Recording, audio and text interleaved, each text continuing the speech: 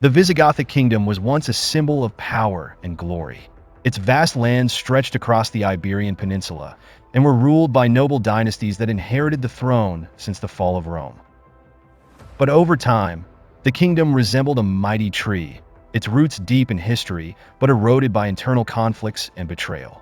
In the capital Toledo, a city that had once been alive with life, the streets were now filled with caution and whispers. The markets that had once been teeming with merchants and craftsmen were now a haven for informants and spies, with plots hatched behind every corner. In the heart of the city, the imposing king's palace stood tall, but its walls held heavy secrets.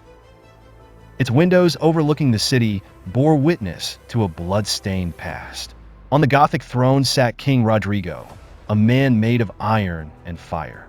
His piercing eyes watched every movement in the hall, while his wrinkled face bore the scars of years of war and betrayal. This throne was not rightfully his, but he had wrested it from the jaws of his opponents in a fierce battle. He was fully aware that the throne he now sat on could be taken from under him at any moment. Rodrigo's rise to power was nothing but a tale of blood and betrayal. Years earlier, he had been a distinguished military leader, but with boundless ambition. When King Witsa died suddenly under mysterious circumstances, a succession crisis swept the kingdom. His sons claimed the throne, backed by the nobles of the south, while the north seethed in a rebellion driven by greed and revenge.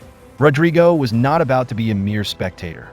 He allied himself with some powerful nobles, swearing loyalty to them, but it was a conditional oath. When civil war broke out, he led his army into a bloody battle against the Northern Alliance. The plains of the Tagus River witnessed one of the fiercest battles in the history of the kingdom. Rodrigo set up a perfect ambush for his opponent's forces as they crossed the river at night. Victory was his, but at a heavy price.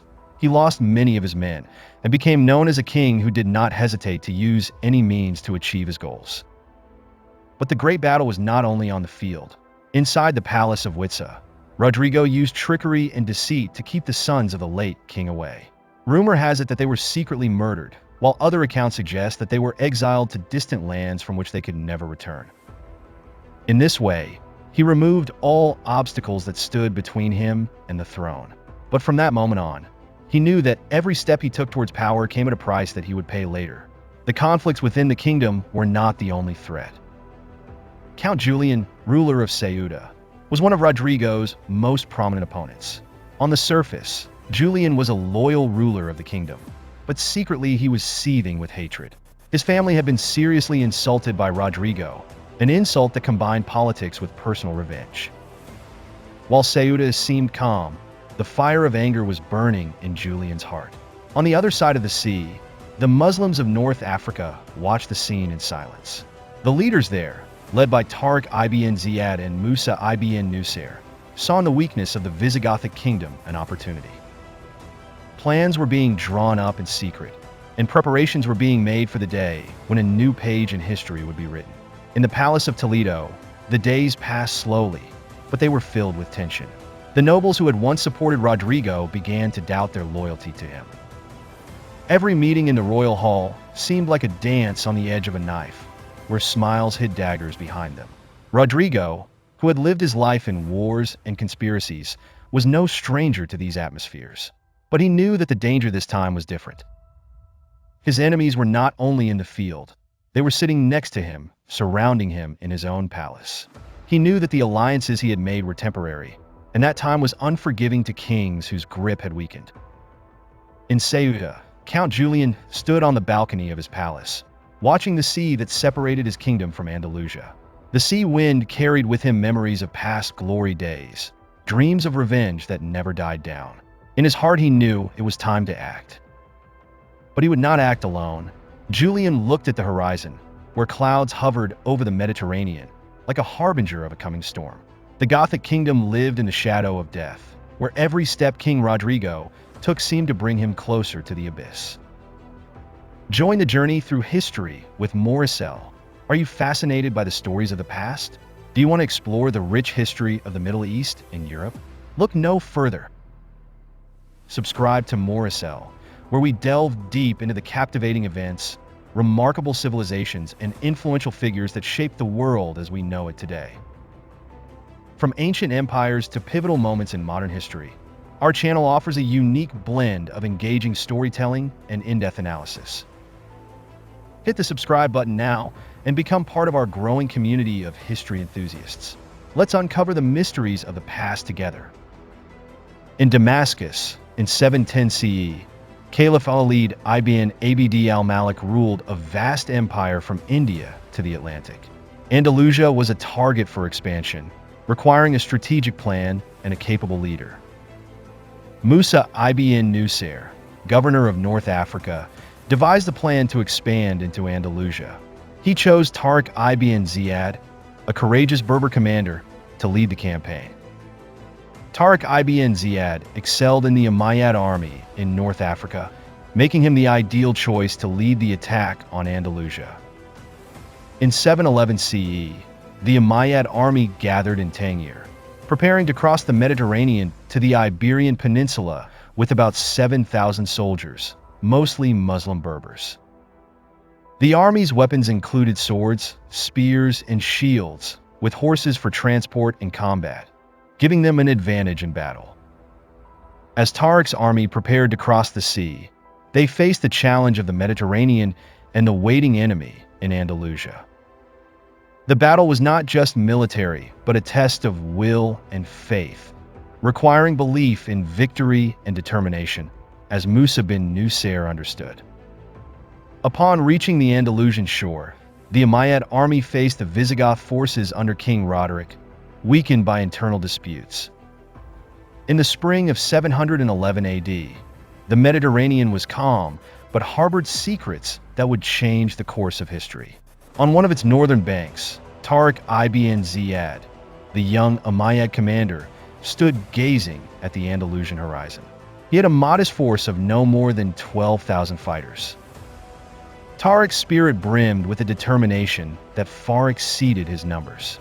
Before him lay the valley stretching towards the Berda River Wadi Laka, poised to witness an epic encounter. Tariq led his army across the sea after receiving orders from Africa's governor, Musa ibn Nusair. The mission was clear: to explore the Iberian Peninsula, then embroiled in internal strife and conflicts within the Visigothic Kingdom. As the Umayyad forces reached the shores, Tariq sensed the magnitude of the moment. Opposing him, King Roderic readied for battle. King Roderic's army, numbering over 25,000 fighters, grappled with internal unrest and poor leadership. However, Roderic did not underestimate his adversary. He personally led his forces, adorned in a golden royal cloak, atop a splendid chariot, resolute in crushing the invading army. As the sun rose on the decisive day, the forces clashed at Wadi Laka. The armies lined up, and silence ensued momentarily, as though nature awaited the author of history. The Goths initiated the attack, relying on their numerical advantage and heavy weapons such as swords and axes. They attempted to breach the Muslim ranks with a powerful assault, but Tariq had devised a brilliant strategy. He split his army into small units and ordered surprise attacks on the rear flanks of the Gothic forces. His army capitalized on agility and the geographical terrain. The Muslims employed a hit-and-run tactic, attacking and retreating to reorganize. Long spears and sharp arrows descended on the Gothic forces, adding to their confusion.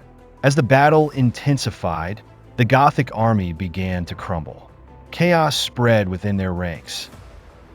The chaos was especially following the deaths of their leaders in violent clashes.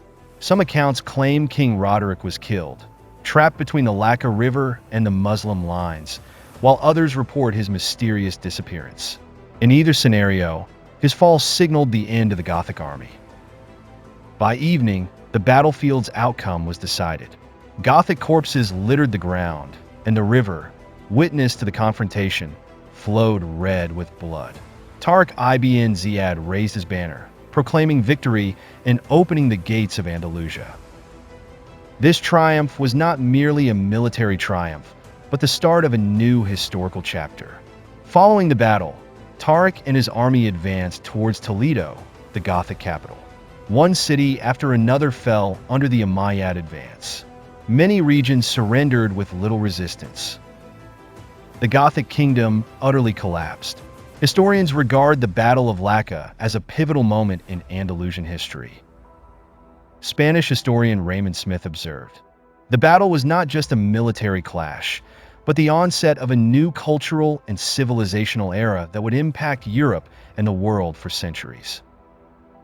French historian Charles Huber lauded it as a model of military prowess and strategic planning demonstrated by Tariq ibn Ziyad. In that fertile land, among Andalusia's mountains and its eternal river, a civilization story that would endure for 8 centuries began. The Battle of Wadi Laka transcended mere military confrontation.